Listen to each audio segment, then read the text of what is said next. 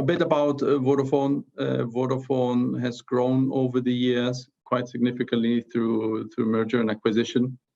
And that has naturally shaped the way we operate and the way we have been driving our transformation. It has been quite a lot around integration of new businesses, bringing them to common standards, and also leveraging on the scale that we create. A bit of the economics, right, of our operations. We were operating across more than 20 markets directly, but then we have a wide range of partner networks that are supporting us to have a farther reach in more and more geographical areas.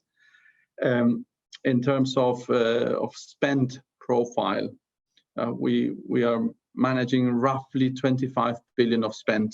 This moves up and down depending on the investment cycles that we have, but that's the amount of money that has been invested, both from capital investment, but also to run our business. The supply chain organization is anchored across three main legs. We have, first and foremost, the procurement organization, and that's been a big part of the transformation, establishing a center of excellence of procurement that is driving and running our big category strategies. The second anchor is our markets, which are the business units that are operating and from where we gather demand back into the center. And then finally, we have our back office, which sits predominantly in India, which is a captive shared service center from where we run our operations. All together, the supply chain organization encompasses around 850 employees. And with that, we manage our supplier base, which has over the years moved from an up 35,000 down to a 10,000 supplier base. Besides that, we do also external business as a procurement function. So we provide services to partners, which are around sharing expertise, but also doing some joint procurement activities that's heavily anchored from our strategic sourcing center. From what we buy across all the categories of spend for Vodafone, so big capital investment around network equipment, IT services, but then also we go into areas of more corporate services, commercial services, like contact centers, marketing, content, which is a new category of spend in which we're stepping in. And with that wide array, right, of topics that we handle, the transformation for us has been heavily to drive standardization and centralization of spend, so getting access to visibility, which is where we have closely partnered with SAP to get common systems and solutions in place so that we have that first transparency, but then also driving commercial value through transforming the way we procure, introducing new digital capabilities that allow us to have further insights, right, on what we buy and how can we leverage our commercial power to drive more benefit for the company. And that's a journey we've been in, which has been also quite significantly accelerated over the past years with the introduction of a digital-only strategy, which is really re-looking into everything that we're doing and focusing on real touchless processes, systems, and outstanding user experience, which is more or less the direction where we focus. That's why I would like to chime in here a bit and maybe take us back to the beginning of this procurement transformation that you underwent. And I understand that one of the transformational objectives that you had was to create a centralized procurement function, and that procurement function has since become the Vodafone Procurement Company, right? So could you maybe explain to us what is the main purpose of the Vodafone Procurement Company and what are also your customers? Very good. That's a very good question. So what is the procurement company? The procurement company is really the heart of the supply chain organization. We call it supply chain within Vodafone because we are also extending our arms into logistics, which I'll explain later. But effectively, the rationale behind establishing one procurement center has been really to leverage on scale, right, and drive transformational category management from the center where we created expertise. So when we went through that journey, there were a number of pillars that we addressed. One was create the capabilities in the center from a commercial perspective. But then at the same time, we looked into technology and we looked into process excellence as two additional anchors. So what we embarked over the past few years was on a big transformation of our ERP landscape. As I mentioned, we've been growing through M&A over the past years, and therefore we had a quite varied landscape of solutions. So we started bringing all those different systems into one single ERP instance that gave us more access to data, right, and to standard ways of operating. At the same time, we defined something within the Vodafone world, which we call global process owners, which reside in my team, my organization, who then defined, well, how should we operate and what gets done where to really optimize the way we were operating. Therefore, as we went through migrating different system solutions, we were already targeting what we called a core business model, which was the North Star of how we want to operate to ensure that we bring standards in place and can create scale. That's been the whole rationale of the procurement company, to really drive that standardization and homogenization, right, of how we operate, but then enabling and unlocking the commercial value. And so the kind of the procurement organization kind of addressed the need from all these different regions, right? All these different companies trying to buy sometimes similar things and leveraging things at scale. So today's session is called Digital Only. So regarding the digital only strategy that Vodafone has used to transform processes, with my understanding, with the help of consulting partners and also very close collaboration with SAP as a partner and services, right? I think you have achieved a massive level of automation, right, in your core businesses. And what do you think are like the most tangible impacts that you are seeing from this, from the digital only part? What is this driving? Yeah, I think when I look into the strategy itself, it drives a number of things, right? So first, let's say the more subtle part is around the degree of transparency, right? Really connecting demand from the business all the way through how you source, how you inform your strategies, how you buy ultimately in the business, even down to how you place orders at the process and how you pay your supplier. So really connecting that whole chain. That's one anchor. Now, when you start looking into what's the value that has been delivered from that, is first and foremost for us, it has been making sure that it's easier for our stakeholders in the business, the people who actually need to use those products and services, to have a simpler experience on how they engage with us, which we've also measured. We've measured over the past 3 to 4 years what's been the user experience of people in the markets. We started with a very bad scoring, rating us minus 37 on the NPS scale. And for those of you that are familiar with the NPS scale, the same thing that our customers would rate us. It rates from minus 100 when everyone hates you to a plus 100 where everyone loves to work with you. Right? And we've managed to make this big transformation from a minus 37 up to a plus 50. There's almost an 80 points change, right, in how users perceive us, which then in turn means that they're able to do their job faster, easier. They understand how things work, and they see this as a seamless interaction to buy something. So that's one aspect from user experience. The other piece is around the cost to operate, because all of this needs to bring some degree of efficiency. So one particular aspect we look at is for example, our ordering process. It's something that is quite common for every company.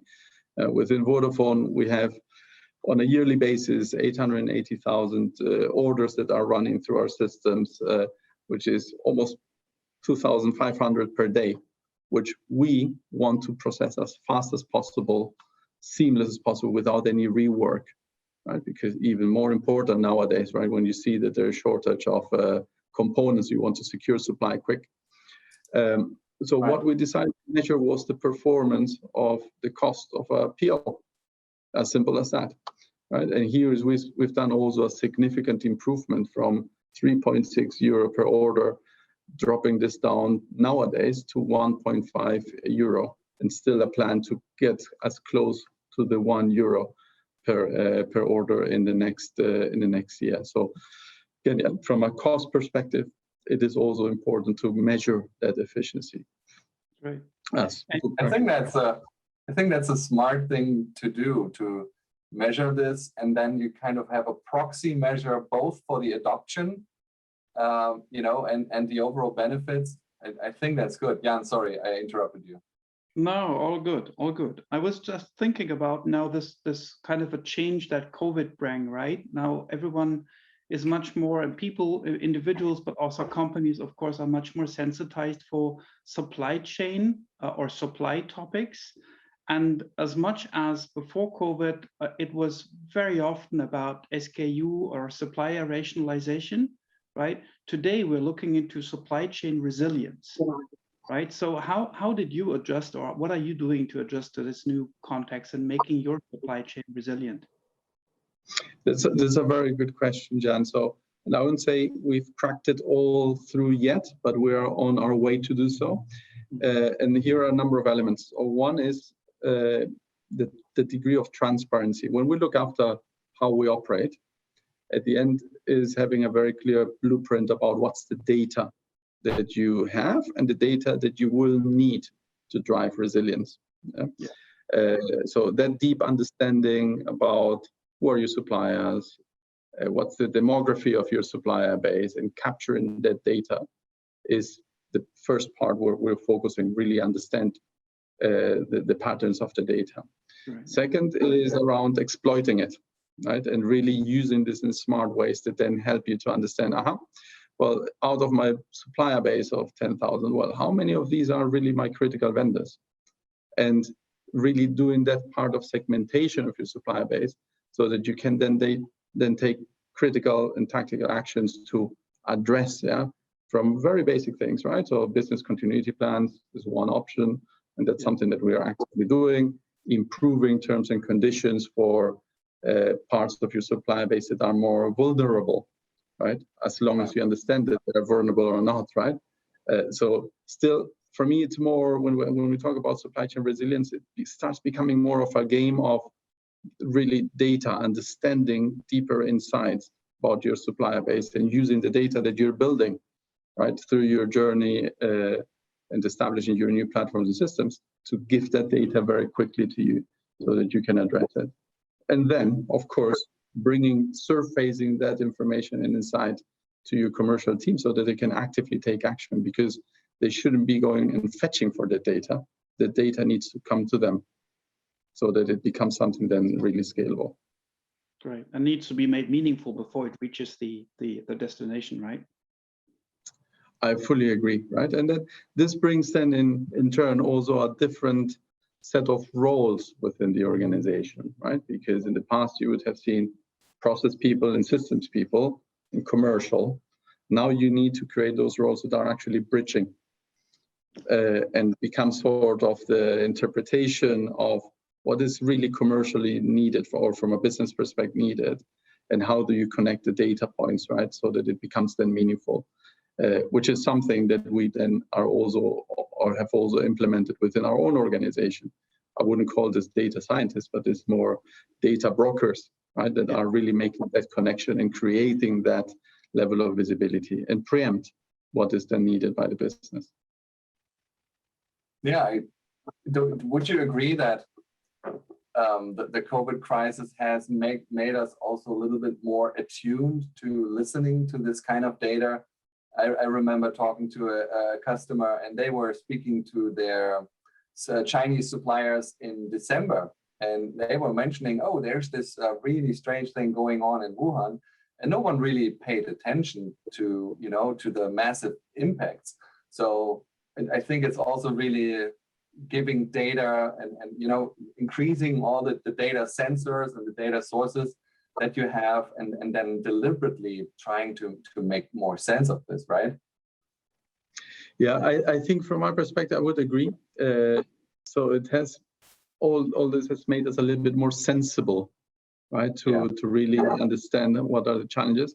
It has also made us more data hungry, right? Or insights hungry, because reality is you can see things at the top level, right, on your supply base.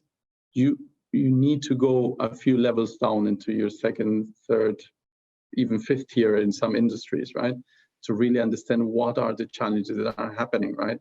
Do you have any shortages in components that may be required for plastic, right, or in our case for chipsets?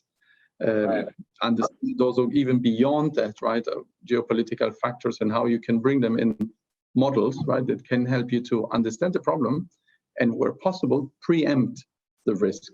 Because once things happen, well, then it's already too late. Then you're already in the reactive mode. I think we need is to be a few steps ahead and understand data patterns, which you rightfully said, right? There were already some signs in Wuhan, right? How quick they were picked up is what made a difference for many companies. And the data insight is one side of the coin. I mean, the semiconductor crisis has just been in the news continuously, and now it's creating a very serious bullwhip effect.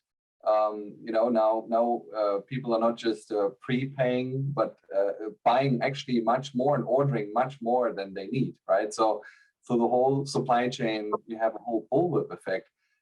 What do you think? Instead of in addition to just gathering more data, are there also different ways of working you could imagine with your suppliers more in the collaboration mode? So I think there are three topics, right, that come to my mind here. One is the one that we extensively talked about, which is data and insights. So yes, that is a growing need. Second is around the different ways of operating within your own organization. So what we see, well, once we have one single standard process, reality is now you start having different lanes, or that go at different speeds. So the agility required, right, to shift from one to the other becomes even more important. Right? And you need to have the ability to do so with your systems and solutions. So you need to have a landscape that allows you to do that, to enable those different channelings. And then the third piece is around, yes, how do you engage and work with your partners to secure supply, right? And to change the way those relationships work. But it requires that you address all the three elements, right? So one is the early identification. Second is that you're flexible enough. And third is that you have the right set of partnerships to, if you understand who are critical and who are your partners and your regular suppliers, to then operate accordingly. So those three layers are, I think, for me, super important to be taking as big priorities around how you manage, call it business resilience, business continuity, right, as part of your regular business. And probably like everyone else, at the same time, you're trying to address like ESG, compliance, environmental topics as well, right? On top of it. Yeah, I think that's things that you need to introduce. I see this as necessary, right? This is something that's the way the organization would operate. You talk about diversity in the supply chain. How do you contribute, right? And we have as a purpose of a company, right, to build more sustainable businesses, right, care for our planet. And therefore, we need to bring this and implement it as part of our ways of working. Few things that we've done, right, from an environmental perspective or from carbon reduction perspective is to build targets, right, in our processes, right, in how we tender, so that it's then lived and breathing, right, within the organization. Otherwise, if you see this as isolated projects, they don't make impact. So really embedding them into our processes is what has been important for us.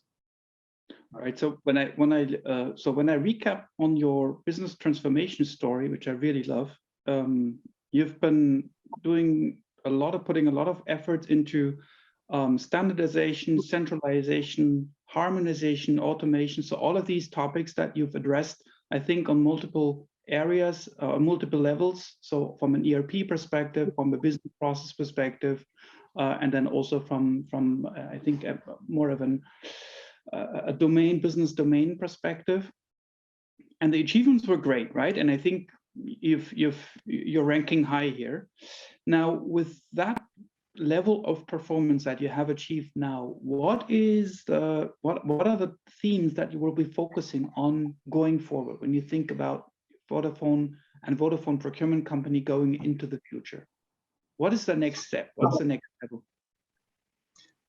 It's a very good question. So, and let me reflect on, I do think that we've done quite a lot, but if I would rank ourselves broadly around from a digitization perspective, yeah, I would say there's still big opportunity out there.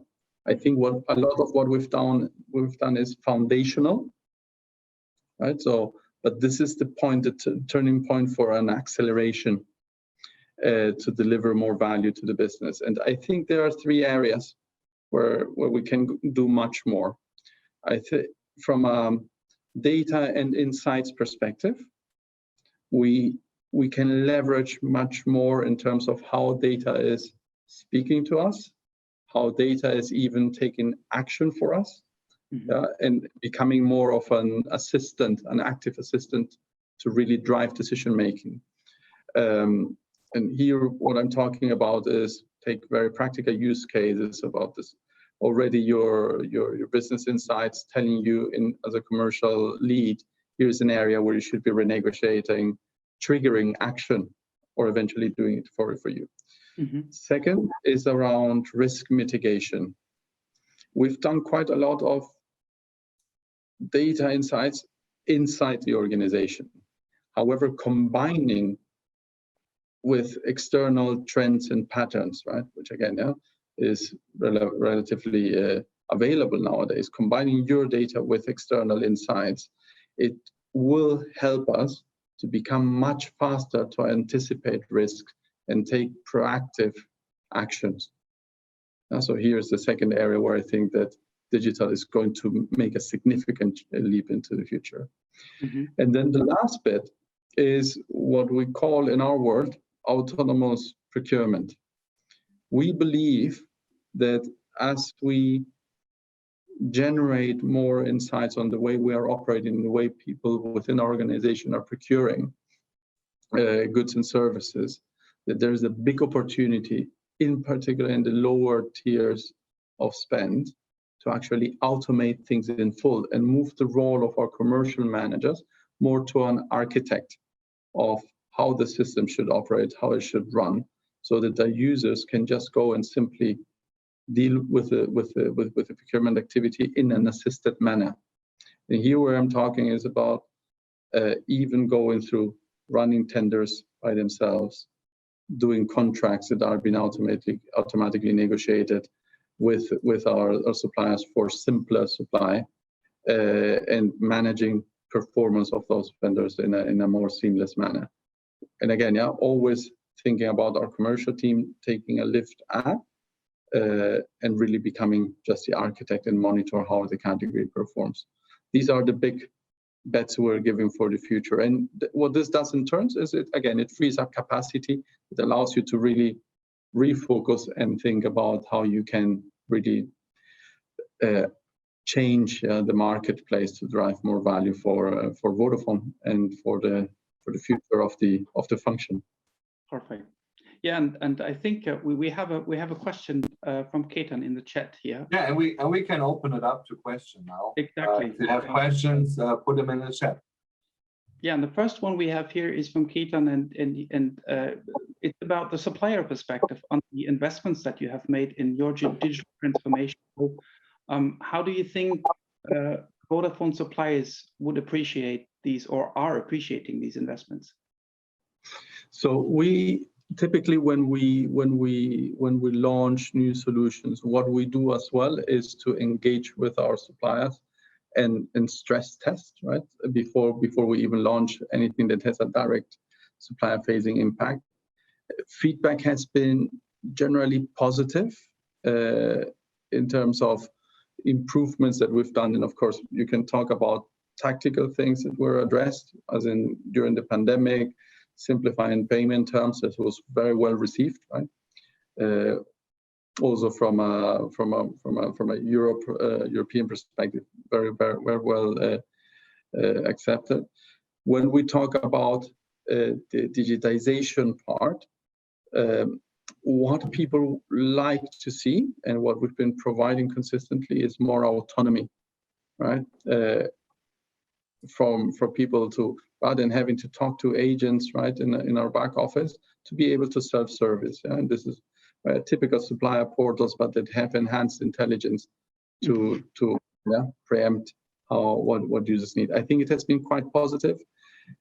Is it good enough? I think we still need to do quite a lot more, because what we've experienced over the years is we've created a number of channels, and what we need to provide is that single umbrella that makes it simpler for our suppliers of different tiers to interact with us. But that's something that we have also in our current plans to simplify.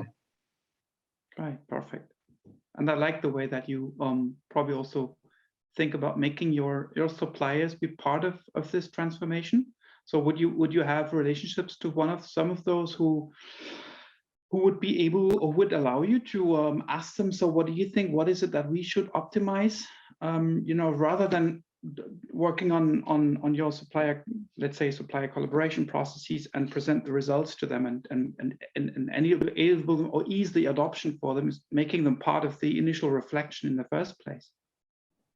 Yeah, I think it is important to do so, because any miss in involving them in your journey will result inevitably, right, in potential cost to your organization. Our aspiration is that suppliers see it easy to work with Vodafone, right? That makes their life simpler, so the cost to operate with Vodafone as a customer is lower, and therefore it makes that engagement much simpler. So for us, it's important, and we do this actively, is really to have that engagement and understand also from them what are the challenges on an ongoing basis. Perfect, great. Yeah, so I think we're heading the top of the half hour that we have, including. Yeah, we have one more question though. How are you using or enabling technology for more self-service procurement? Yeah, I think with the high amount of automation, that's a good question. Yeah, so that's a very good question. So one thing, so our current step, the present step is, of course, we've been using Ariba guided buying to first make simpler the channeling, right, of our users through the different solutions, so that they don't see different solutions. For them, it's one way, and we're guiding them through the process. This in itself has triggered also a different way of working when we talk to our commercial teams, because they start thinking more in terms of how do I get users through the different journeys versus just a sterile strategy, right? So that's one of the pieces. What we are experimenting with now is really with the development on how do we enable users to do more of auto tendering, right? But it's an inception phase, and I think we have the MVP running at the end of this month with that new capability. But for a moment, our anchoring point has been Ariba guided buying to really enable all the channeling. Sounds good. Yeah, I think we're at the allotted time. I have many more questions, Reinhard. This is really impressive, what you are building, and really thank you for sharing your experience here. A pleasure. Jan? Yeah, also kind of I only echo this. I think this is it feels like it's just the start of a conversation that would allow us to share many more things with the audience here. I think I do hope that the audience you found it as interesting as I did and inspiring. And I'd say let's stay tuned for some more news on Vodafone procurement transformation. And yeah, I think from Andrea and myself, we wish you a good rest of Sapphire. Please enjoy the sessions and get in touch whenever you've got questions. We're here for you. And thanks again, Reinhard, for your time and your insights.